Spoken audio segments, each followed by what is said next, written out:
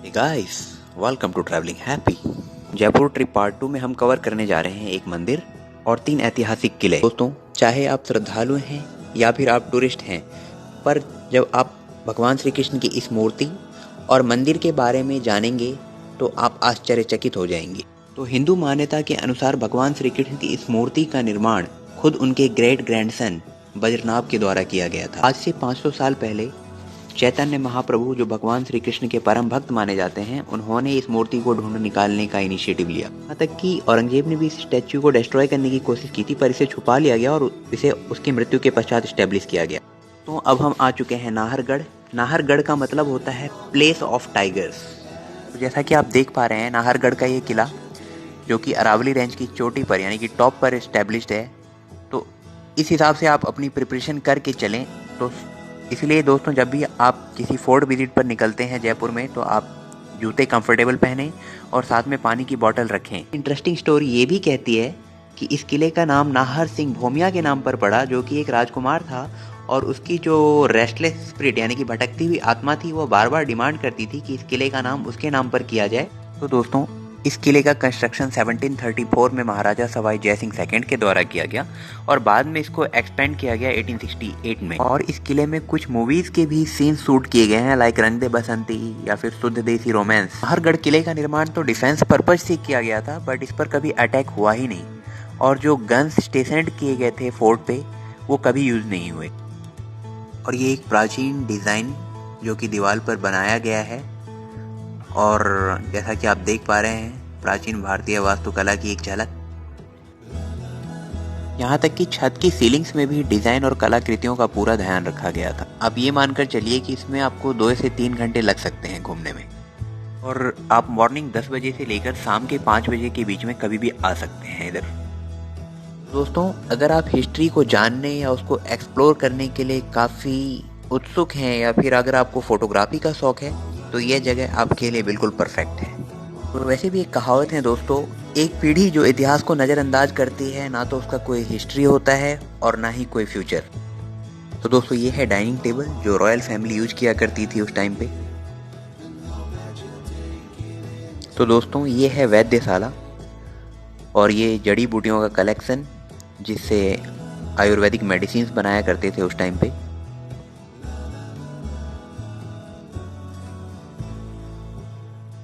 दोस्तों, ये है किचन जिसमें एग्जॉस्ट भी बना हुआ है।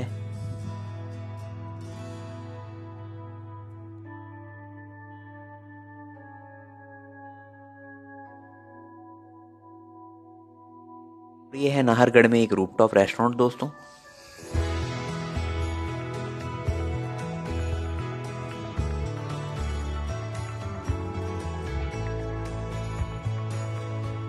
और डिफरेंट डिफरेंट कलर के मिश्रण से मिलकर बने हुए ये डिज़ाइन बहुत ही अद्भुत लग रहे हैं इन दीवारों पर। दोस्तों, अब हम आ गए हैं आमेर के किले पे, जो कि अरावली पहाड़ी के चोटी पर स्थित है, और यह राजस्थान के सबसे महत्वपूर्ण और विशाल किलों में से एक है। इसका जो अट्रैक्टिव डिज़ाइन और जो इसका ह्यूज स्ट्रक्चर है, इसको देखते हुए इसे वर्ल्ड हेरिटेज लिस्ट में भी शामिल किया गया है।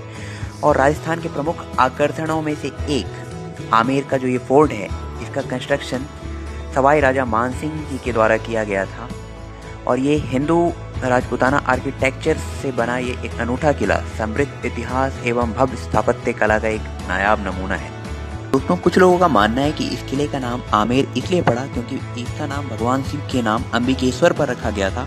तो वहीं कुछ लोग आमेर किले के नाम को लेकर ऐसा मानते हैं कि इस किले का नाम माँ दुर्गा का नाम अंबा से लिया गया है। और ये 1135 AD रेस्टोरेंट जो कि आमेर के अंदर ही है।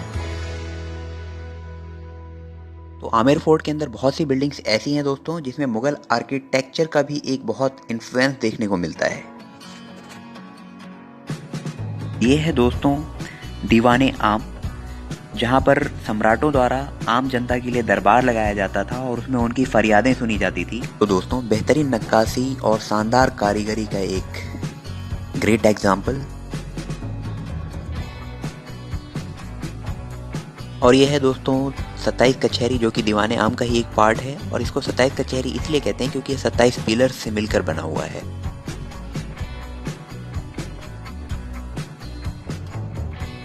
तो दोस्तों, ये उस टाइम का बना हुआ एक वाटर लिफ्टिंग सिस्टम है जिसको बनाया गया था किले के अंदर पानी की सप्लाई को मेंटेन रखने के लिए।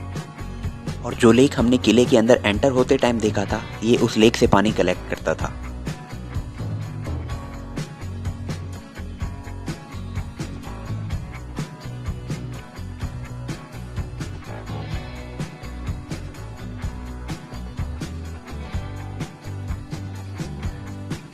दोस्तों, इस शीश महल को बहुत सारे अट्रैक्टिव ग्लासेस से मिलकर बनाया गया है और शीश महल के अंदर जब प्रकाश की कोई किरण पड़ती है तब पूरे हॉल में रोशनी हो जाती है। शीश महल की खास बात यह है कि इसे प्रकाशित करने के लिए सिर्फ एक मोमबत्ती की रोशनी बहुत है और एक मोमबत्ती लगाते ही इसके अंदर जो हजारों ग्लासेस लगे हुए हैं उससे महल के अंदर आपको ऐसा लगेगा जैसे हजारों तारे चमक रहे हैं।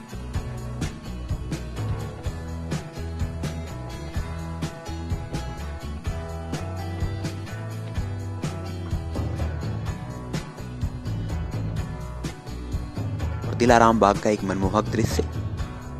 और दोस्तों, ये बड़ी बड़ी कड़ाहियाँ जिनको खाना बनाने के लिए प्रयोग में लिया जाता था बड़ी क्वांटिटी के लिए।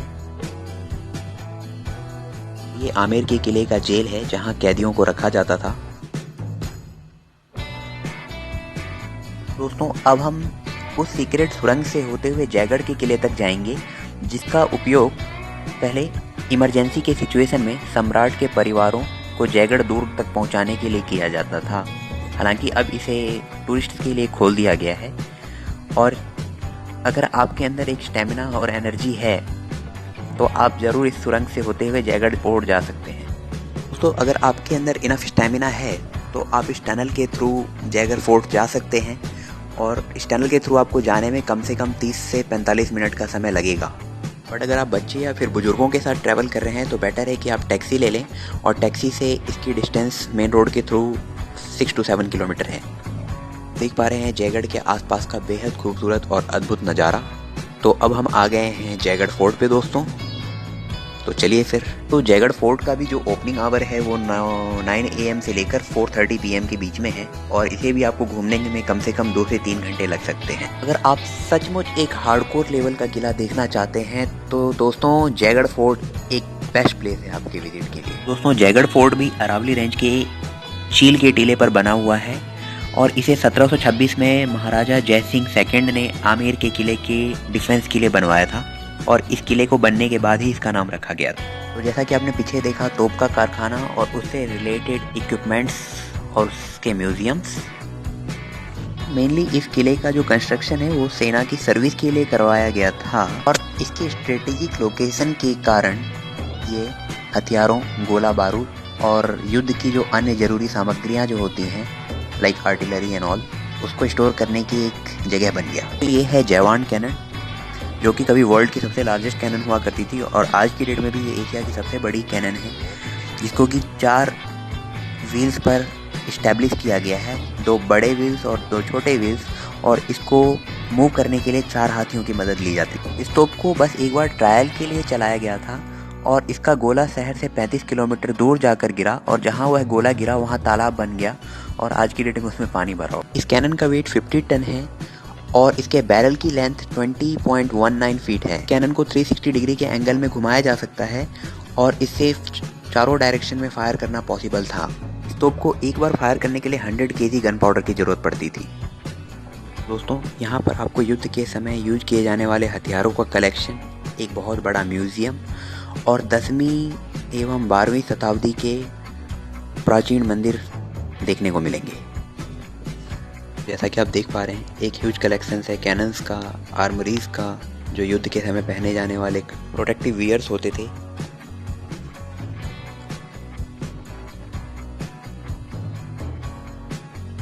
ये कुछ पुरानी बंदूकें हैं जिनका इस्तेमाल युद्ध के समय किया जाता था।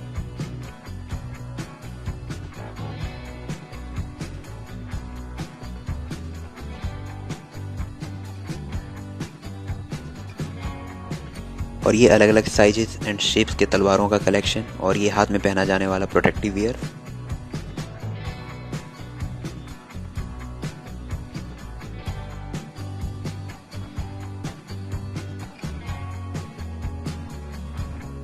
तो आप साफ साफ देख पा रहे हैं कि किस किस प्रकार के हथियारों का प्रयोग किया जाता था वॉर के समय में। और ये अलग अलग साइजेस के तोप के गोले।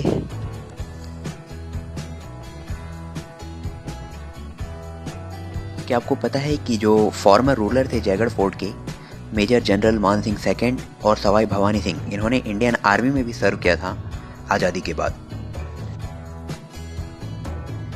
और यह जयपुर का अत्यधिक प्रचलित कठपुतली का डांस। जयगढ़ का यह किला 1977 में भी बहुत न्यूज में रहा, जब उस समय इंदिरा गांधी प्राइम मिनिस्टर थी और उन्होंने खजाने की तलाश में इस किले पर सर्च अभियान चलाया। और इस सर्च में उन्होंने आर्मी की एक पूरी यूनिट को लगा दिया था 3 महीने तक। हालांकि इस किले में उनको कोई खजाना मिल नहीं पाया। दोस्तों, आप देख पा रहे हैं जयपुर शहर का एक मनोरम दृश्य, और ये वॉच टावर है जहाँ से आप जयपुर शहर को अच्छे से निहार सकते हैं। तो इतना घूमने के बाद जाहिर सी बात है कि हम थक गए होंगे। तो दोस्तों, अब मैं आपको बताता हूँ कुछ बेस्ट फूड्स और बेस्ट रेस्टोरेंट्स की। तो आप इन रेस्टोरेंट्स को विजिट कर सकते हैं अगर आप शाही खाने का आनंद लेना चाहते हैं, या फिर अगर आप राजस्थानी खाने के शौकीन हैं, या फिर अगर आप परांठों के बहुत शौकीन हैं। तो दोस्तों, अब आप लीजिए खाने का आनंद और हम चलते हैं। तो guys, if you like the video then subscribe, comment, like and press the bell icon for latest notifications.